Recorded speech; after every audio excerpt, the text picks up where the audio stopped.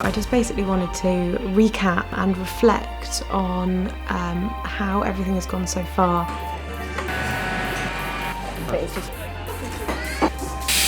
We found a place in Llandudno and a place in Cardiff Bay. Every week another thing went wrong. No, we have no manager. We are another full-time member of staff down. Our boiler's not working.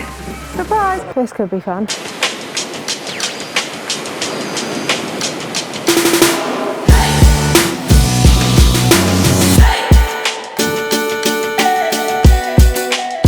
So this week it was back to normal work.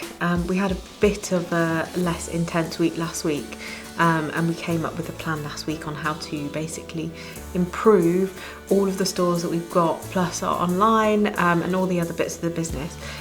So this week we have started implementing all of those things. So I started off the week by heading to the Aberystwyth store to catch up with the team there. You probably all noticed that the sales have fallen off the edge of the cliff in the week, unfortunately, and we put a lot of it down to a lot of stuff in town opening back up, which was always going to happen, but what we now need to do is work at bringing them back down here.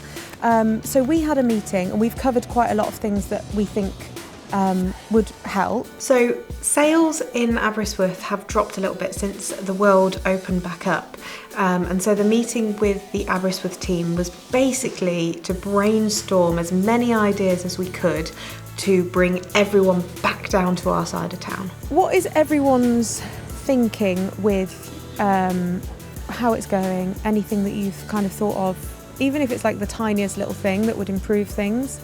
Has anyone got any ideas? Maybe we should have briefed you on this, that this was coming from. So some of the ideas that I discussed with the team in Aberystwyth were new signage, potentially getting an alcohol licence, making the place pop a bit more, making it more pastel and pink and bringing it in line with the other stores that we've got, and also putting some new festoon lighting up around the decking area.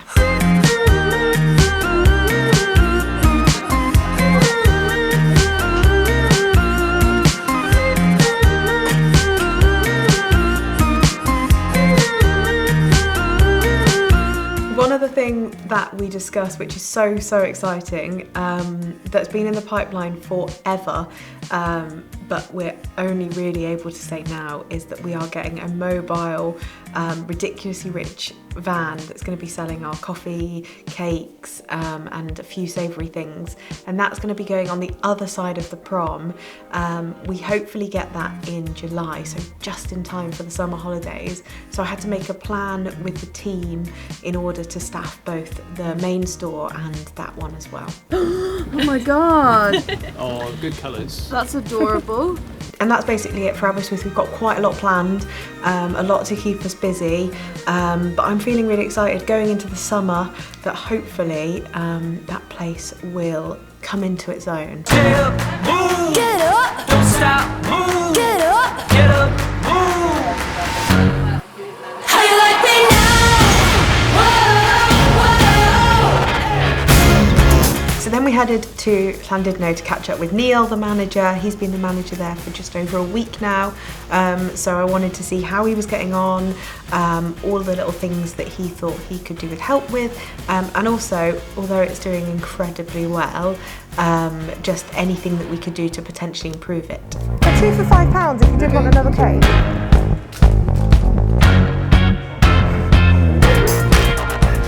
So Neil had a book full of ideas, so we went for a walk, we discussed some of his ideas, some of his thoughts on little things that we could do to improve, and it's really helpful because I'm not there in the stores.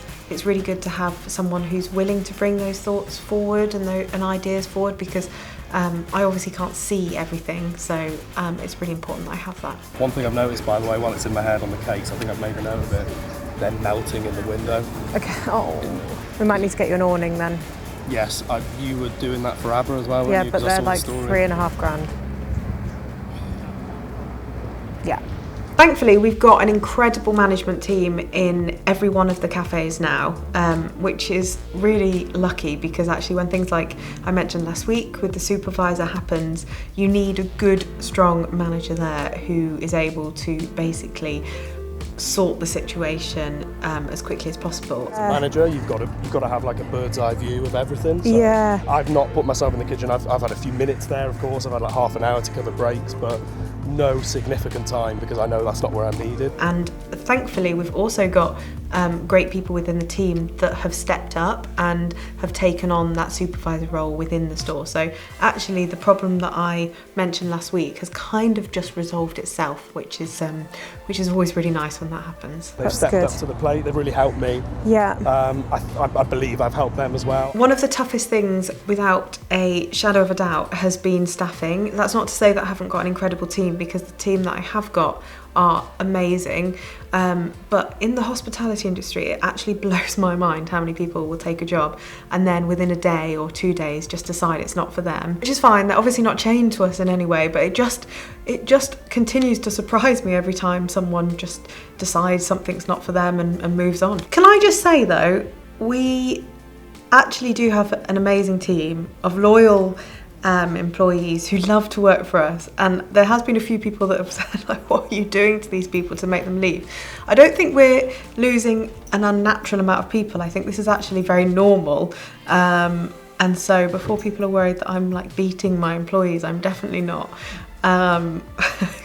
except Tom. That was the last point on that. to be Okay, honest. great. Yeah. That's everything. Okay. Yeah, send me all those notes. A lot of the stuff's like really easy. We can just buy those little bits. Yeah. That's fine. Yeah. So although we are getting on top of the staffing issues, that is not to say that it's all plain sailing. So we've had another issue with Cardiff, and I'm a bit less seething than I was earlier. Oh, I'm so cross. We've been trying to deal with this situation since we moved in. Basically, Cardiff Bay site, the boiler is broken, and so we've been using like loads of hot water urns to do washing up and to do hand washing and all of that, so we've been making do, but with the premise that like you don't move into a place and hot water not work and then them just go meh. Basically the whole boiler's broken, there's no hot water in the site, and to replace the boiler it's going to be thousands of pounds. And it's thousands of pounds we don't have at this point because we've only just opened, we've invested a lot. And yeah, we've just taken on a whole place that doesn't have hot water. And they're just going, not a problem. And it says in the contract that because we're paying a service charge, hot water and electric will be provided, but they're still refusing. I'm really cross. I'm really upset and I'm really stressed. So it's a lesson for me and anyone that's watching this that's actually watching this because they want to pick up tips. One thing I would absolutely say, and it sounds really simple, is just make sure that everything works before you sign the contract, because the second you've signed it, they will just go, whoa. But enough of all the negativity. There is something really exciting that I am dying to tell you, and this is a bit of a non-announcement, but this week we are going to sign on a lease for theoretically we're going to sign on the lease for the next place. Be sure to tune in next week because I'm hoping that I'll be allowed to announce where that is next week. So stay tuned as ever. Thank you so much for watching. Don't forget to like and subscribe and ring the bell for notifications.